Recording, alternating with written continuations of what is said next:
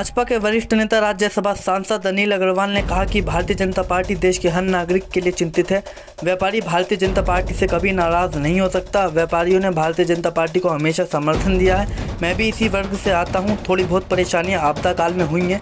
व्यापारियों ने आपदा काल में बहुत हिम्मत से काम किया है। उन्होंने कहा कि मैं अपने विपक्षी साथियों को यह कहना चाहूँगा कि यह आपदा काल है, महामारी का काल है। इसमें कोई भी नकारात्मक का स्थान नहीं होना चाहिए। हम अपने जितने भी लोग हैं उनको मनोबल बढ़ाकर रखना चाहिए, तभी हम इस कोरोना महामारी को मात दे सकते हैं। गाजियाबाद से सिटी न्यूज़ के लिए विशाल रावत की रिपोर्ट।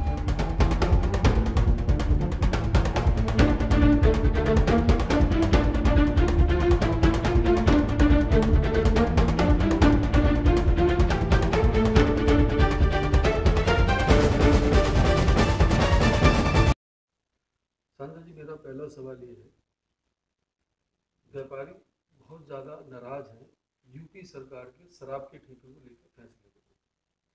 ये कहा जाता है कि भाजपा सरकार व्यापारियों की पार्टी है, उसमें नाराजगी क्यों?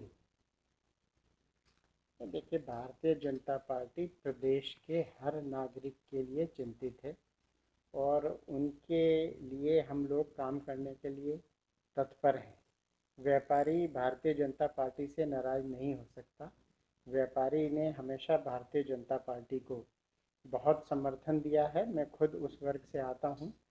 थोड़ी बहुत ही परेशानियां इस आपदा काल में हुई हैं, लेकिन व्यापारी ने ही सबसे आगे बढ़ के हिम्मत के साथ इसका सामना किया है और बहुत सारे ऐसे काम किए हैं।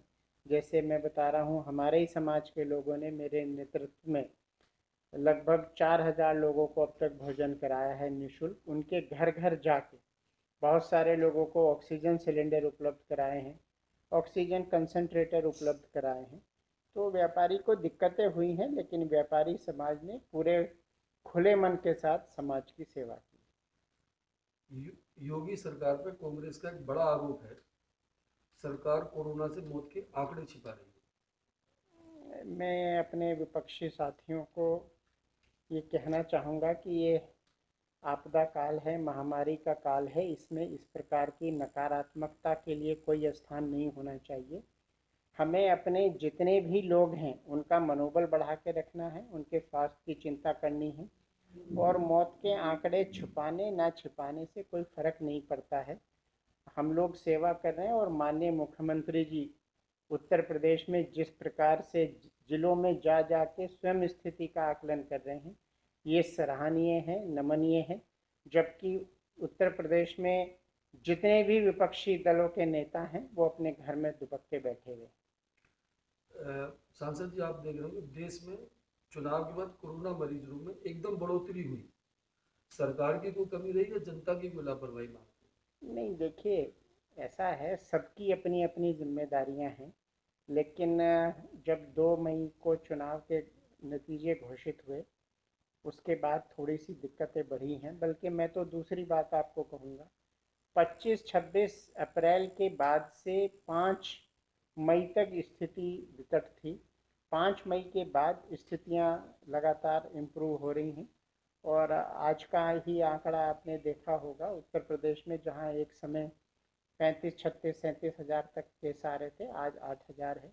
रिकवरी रेट बढ़ गया है और माननीय मुख्यमंत्री जी, माननीय प्रधानमंत्री जी के नेतृत्व में जो WHO द्वारा भी निर्धारित की गई नीति है, प्रदेश देश की भी नीति है, ट्रेसिंग, टेस्टिंग, ट्रीटमेंट, इन तीनों मूल मंत्रों के आधार पे हम लोग प्रदेश की सेवा कर रहे हैं और मुझे निश्चित रूप से ये विश्वास है कि आने वाले बहुत जल्द समय में ये जो मरीजों की संख्या है और घट जाएगी। सांसद जी, मुख्यमंत्री जी का लगातार दौरे जारी हैं, उस पर पूर्व मुख्यमंत्री अखिलेश यादव ने तंज किया है कि बेवजह कसरत ना करें, जो कोरोना से पेशेंट हुए हैं उन्हें रिलीफ दिलाएं। मैं आपसे पूछना चाहता हूं, क्या माननीय मुख्यमंत्री जी के दौरे का किसी को नुकसान है या फ़ायदा है? जब प्रदेश का मुखिया दौरा करता है तो पूरा सरकारी सिस्टम जो है वो मजबूती से खड़ा होता है, वो और मेहनत के साथ काम करते हैं और प्रदेश की जनता को ये विश्वास होता है कि जो सरकार उन्होंने चुनी है उसका मुखिया इस संकट काल में भी आपके साथ हैं। मैं उनके बारे में कुछ नहीं कहना चाहूँगा। उन्होंने जिस प्रकार से भ्रम की स्थितियाँ रखी है, पहले उन्होंने कहा वैक्सीन मत लगवाइए, मैं तो नहीं लगवाऊंगा। मैं अपने विपक्षी साथियों से हाथ जोड़ के अनुरोध करता हूं कि ये संकट काल है, इसमें राजनीति ना करें, इसमें प्रदेश की जनता की सेवा करें, एक सकारात्मक वातावरण प्रदेश में तय बनाए। प्रदेश और केंद्र की सरकार तीसरी लहर के लिए कितनी तैयार है? नहीं, देखिए, हम लोग तो कोशिश इस काम के लिए कर रहे हैं कि तीसरी लहर नाम की कोई चीज़ ही ना आए।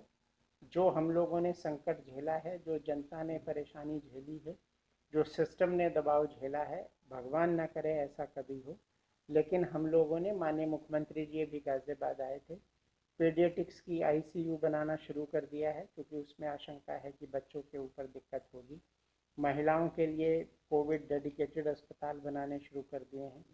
ऑक्सीजन कंसंट्रेटर्स, ऑक्सीजन प्लांट्स, और जो भी WHO गाइडलाइंस हैं या जो हमारे एक्सपर्ट्स बता रहे हैं, जो भी चीज़ें हैं, उनको हम लोग पूरी तैयारी के साथ अच्छी संख्या में बनाना आरंभ कर दिया है। सांसद जी, लगातार जो है विपक्षी आरोप लगा रहे हैं कि खासकर गाजियाबाद पर, कि जब मुख्यमंत्री का दौरा हुआ तो सभी जनप्रतिनिधि बाहर आ गए, उससे पहले जनता तरफ थी तो जब नहीं आई, उसमें नहीं क्या नहीं, कहेंगे? देखिए, ऐसा नहीं है, आप ये नहीं कह सकते। मैं खुद था, 20 तारीख को मैं कोविड पॉजिटिव हुआ, क्या मैं जनता के बीच जा सकता था?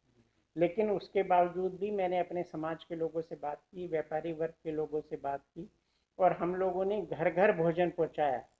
बहुत सारे लोगों का मैं कोविड होने के बावजूद सबके फ़ोन उठाए, जितने ज़्यादा से ज़्यादा लोगों को ऑक्सीजन कंसंट्रेटर, हॉस्पिटलाइजेशन, सारा काम हमने किया। वो दौर ऐसा था, आपको अपने आप को भी बचाना था और जनता की सेवा भी करनी थी। संजय जी, एक सवाल मेरा और है आपसे।